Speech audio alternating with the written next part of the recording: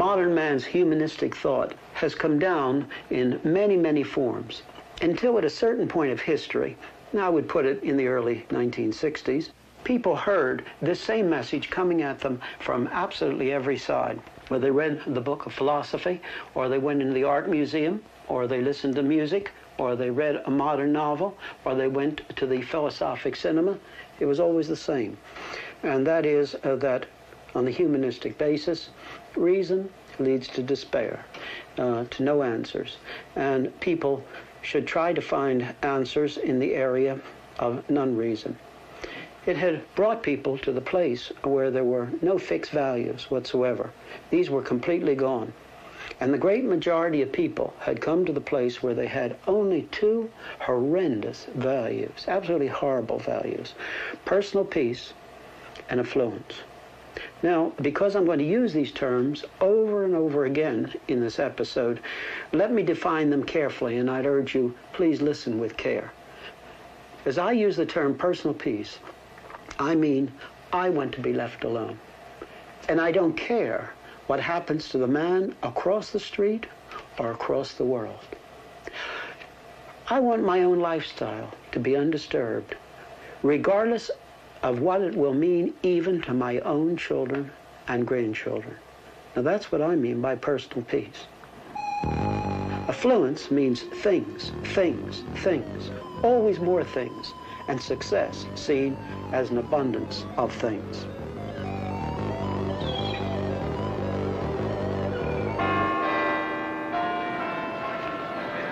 In the early 60s, a whole generation had been injected by the teaching that reason leads only to pessimism in the area of a meaning of life and of any values.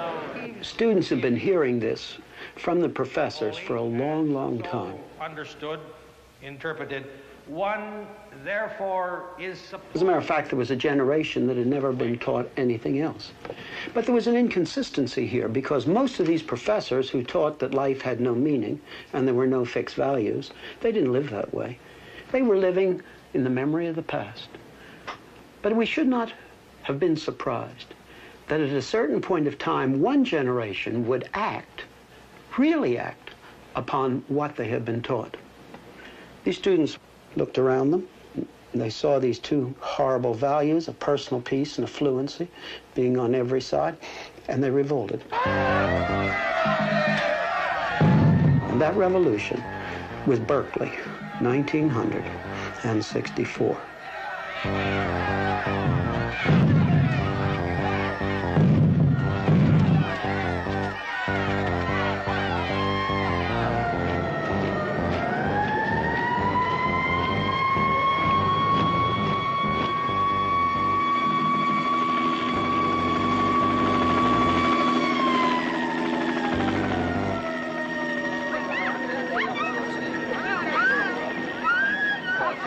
Looking back into that which is now past history, we don't understand where we are today unless we take a moment to understand the flow through Berkeley of 1964. They really wanted to escape the two values of personal peace and affluency. And they did it in two different ways. First of all came the drug scene, the hippie scene. And we've already seen in a previous episode that Aldous Huxley said that as reason does not, humanistic reason, doesn't give a meaning to life, and we can't find objective truth, give drugs to well people in order that they might try to find truth inside of their own head. The hippie world followed this, and they followed it very explicitly. It was an ideology to them. Let's not make any mistake. Back in those days, it was really an ideology. They really believed in it. They really believed that if you could just take and put drugs into the drinking water, LSD, into the drinking water of the reservoirs of the cities of the world, and you had enough people turned on, that civilization's problems would be solved. They believed it with all their heart. Getting high with the help of your friends. It's a very powerful message. About the same time at Berkeley, there arose a second element in this attempt to escape these two terrible values of personal peace and affluency. This was the free speech movement. At first, the free speech movement on Sproul Plaza was neither left nor right.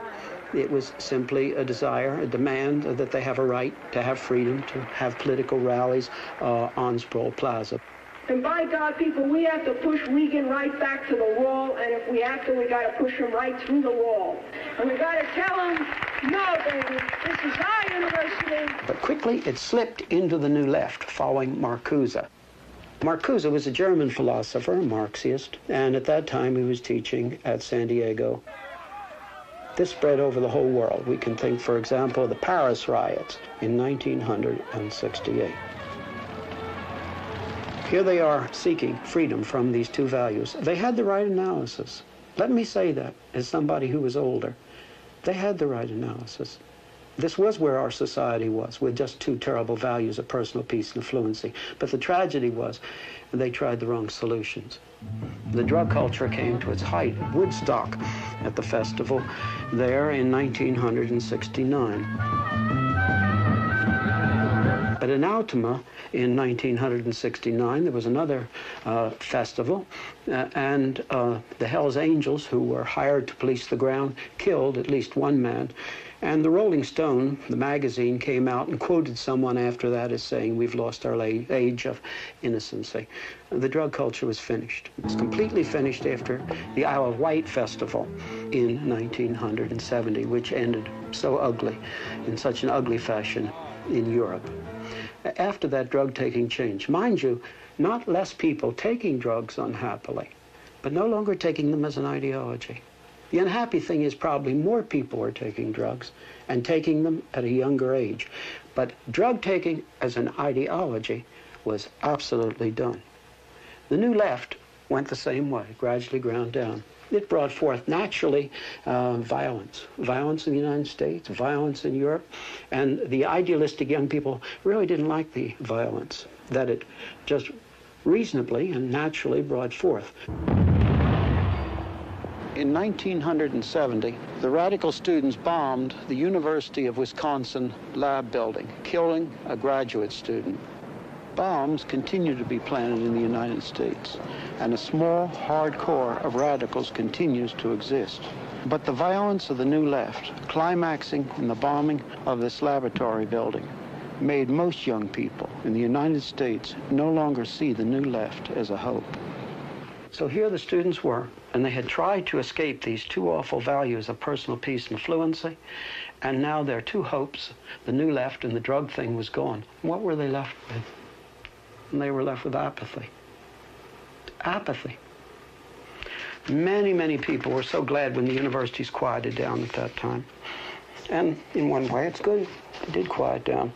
But I could have wept, and I did weep as I met these young people after this. All they had left was apathy. And they had tried to escape their parents' poor values or society's poor values, and they'd gone around in a circle and come back and ended 1 inch lower. And now apathy ruled with them, and what was left? The two values of personal peace and fluency now ruled supreme. Now, let's move on a bit. As the Christian consensus dies as the basis of our culture, society does not really have many bases upon which it has the possibility of building. One is that everybody would simply do their own thing. And this has the technical name of hedonism. It means everybody would do what they want to do. But the simple fact is that it is not possible to build a society on everybody doing what they want to do. One could think of a single man living on a desert island. He can do anything he wants to do within the form of the universe. But when two men are on that desert island and they have to have interrelationship, it is no longer possible for every man to do what he wants to do. I often think of the illustration of two men trying to do their own thing, regardless of what anybody else thinks, meeting on a narrow bridge. And as they meet on the narrow bridge, something has to happen. They both can't do their own thing. Everybody understands you can't build a society on people doing what they want to do, on hedonism. All right, then, hedonism is a theoretical basis for society after the Christian consensus is gone. But if it's not possible, what other possibilities are there? Well, there's the possibility of the total dominance of the 51% vote.